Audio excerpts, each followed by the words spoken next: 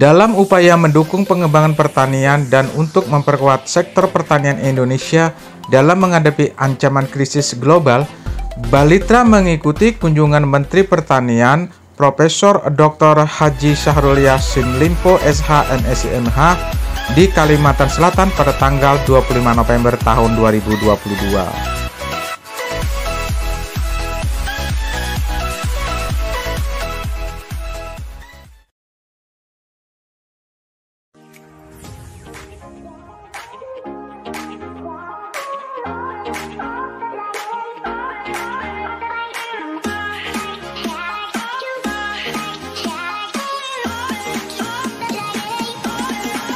Disambut langsung oleh Gubernur Kalimantan Selatan di ruang VIP Bandara Internasional Samsudin Nur.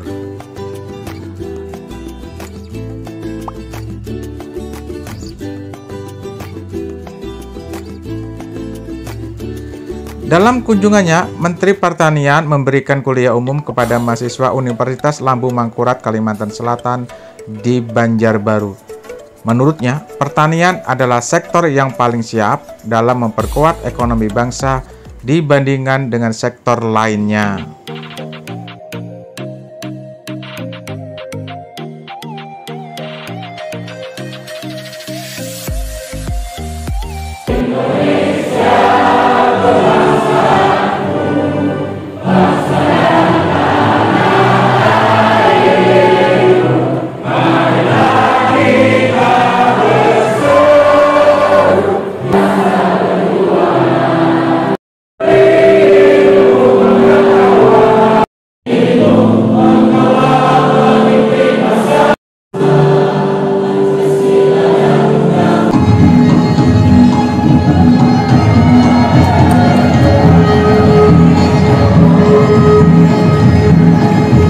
Bismillahirrahmanirrahim.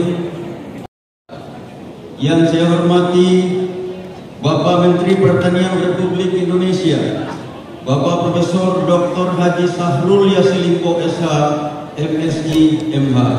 Rektor Universitas Lambung Mangkurat Profesor Ahmad Alim Bahri menyampaikan terima kasih atas arahan Menteri Pertanian kepada para mahasiswa yang tengah menempuh pendidikan di kampus Bumi Kalimantan. Bagi Bahri, pertanian di Kalimantan sangatlah penting karena nantinya dapat menunjang ekonomi di kawasan ibu kota Nusantara.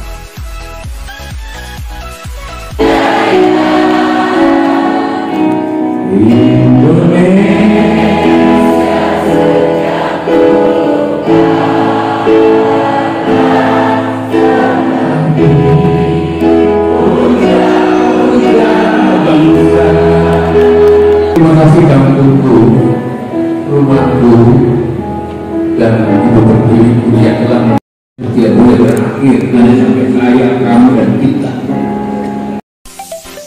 Menteri Pertanian Syahrul Yassin Limpo mengajak mahasiswa Universitas Lambung Mangkurat Kalimantan Selatan untuk memperkuat sektor pertanian Indonesia dalam menghadapi ancaman krisis global. Kamu suka atau tidak anakku, pasti kamu. Dan kalau kau mau masa depanmu lebih baik, kehidupanmu lebih tenang, damai, tentram dan teratur, ya hadirkan kemampuan dan kesiapan kita hari ini. Kesalahan, spekulasi, kebodohan hari ini akan membuat penyesalan di masa yang akan datang. Oleh karena itu memang berubah bangsa ini memang hanya menghadirkan frame akademik intelektual yang harus lebih dulu. Kalau agenda intelektualnya tidak bisa berjalan, jangan harap Pak Rektor, Pak Dekan, kalau manajemen sistem dan agenda manajernya bisa berhasil.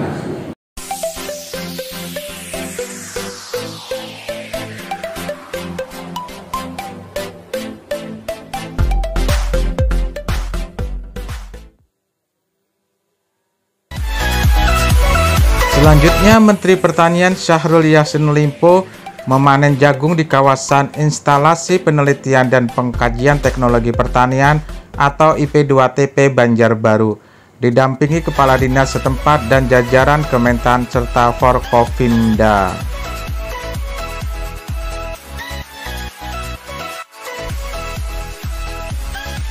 Yang Menteri PCD Kementan, terutama di balai kita yang ada di Kalimantan Selatan itu adalah balai yang mempersiapkan berbagai varietas, baik jagung maupun pajale yang lain, padi, jagung, dan tentu berbagai jenis varietas lain.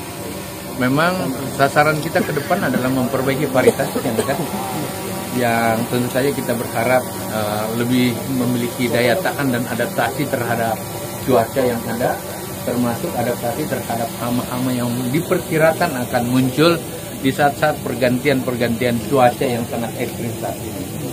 Dan selain itu tentu saja kita berharap yang kemarin produksinya hanya 6-7 ton, kita berharap dengan apa yang kita capai hari ini sudah di atas 9 ton, mudah-mudahan seperti itu. Penerapannya juga tentu pada penyebarannya kita tetap bisa bertahan sampai di atas 9 ton. Bayangkan kalau beda 1-2 ton itu sangat berarti bagi petani kita. Sekarang harga jagung antara 4.500 sampai 5.000, rata-rata dibeli 5.000 sekarang. Oleh karena itu kalau 9 ton berarti 45 juta kan. Kos produksinya itu kurang lebih 5 sampai 7 juta.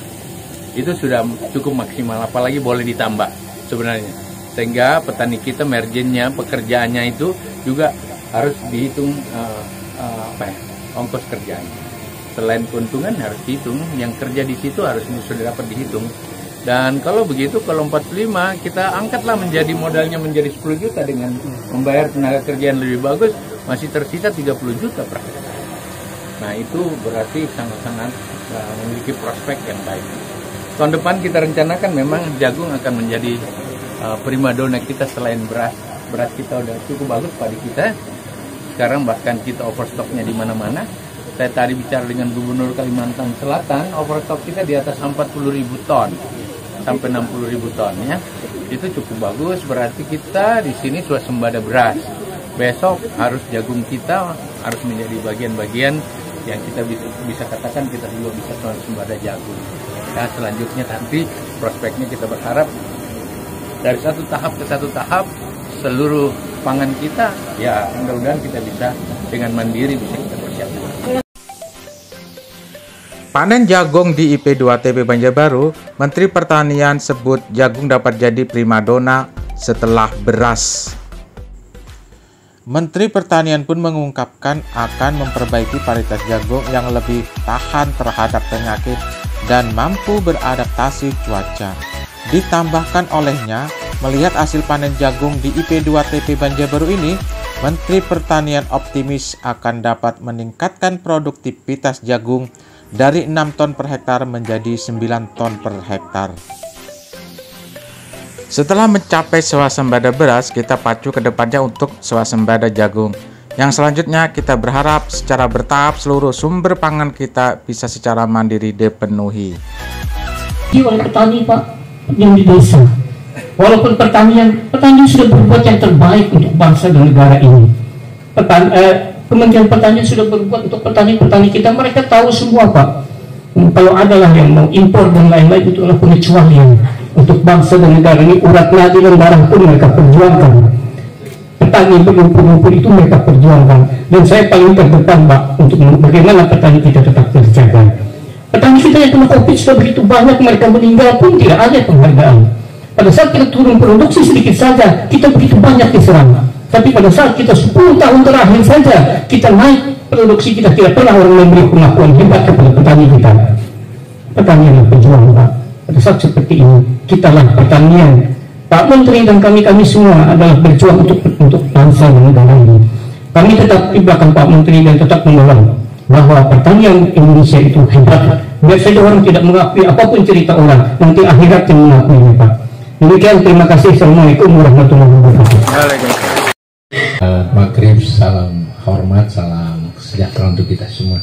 Maaf saya cerita sedikit maghribnya, kurang lebih 15 menit lah.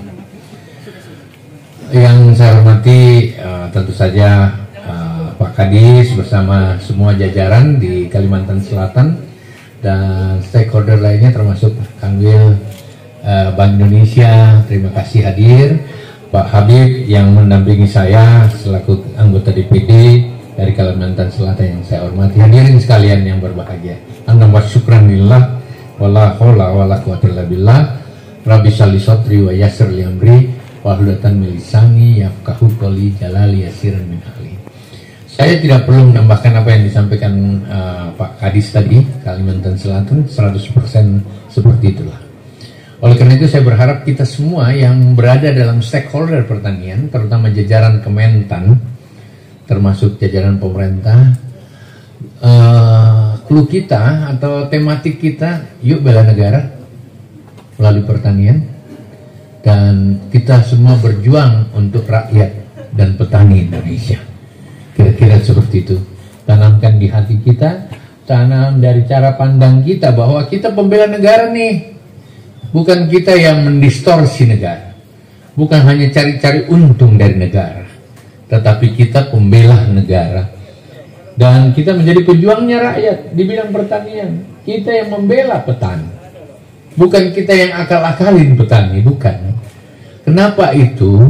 Karena memang pertanian adalah kekuatan potensial dari sebuah bangsa, kekuatan potensial dari sebuah daerah, kekuatan potensial bagi sebuah wilayah.